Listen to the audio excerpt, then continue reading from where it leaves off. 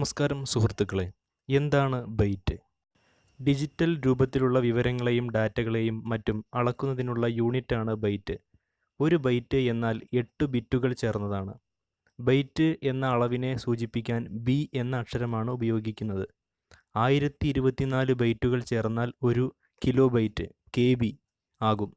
1024 kilobyte ആണ് ഒരു megabyte (MB) എന്ന് നമ്മൾ പറയുന്നത്. 1024 മെഗാബൈറ്റ് ആണ് ഒരു gigabyte (GB).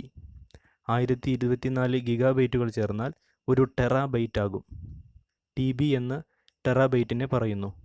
Disk storage, memory, data transfer തുടങ്ങിയവയൊക്കെ സൂചിപ്പിക്കാൻ ഈ അളവുകൾ ഉപയോഗിക്കുന്നു. ഈ അറിവ് നിങ്ങൾക്ക് ഉപകാരപ്രദമായെങ്കിൽ മറ്റുള്ള സുഹൃത്തുക്കളിലേക്ക് ഷെയർ ചെയ്യൂ. ഷെയർ മലയാളം എന്ന യൂട്യൂബ് ചാനൽ ദയവായി സബ്സ്ക്രൈബ് ചെയ്യൂ.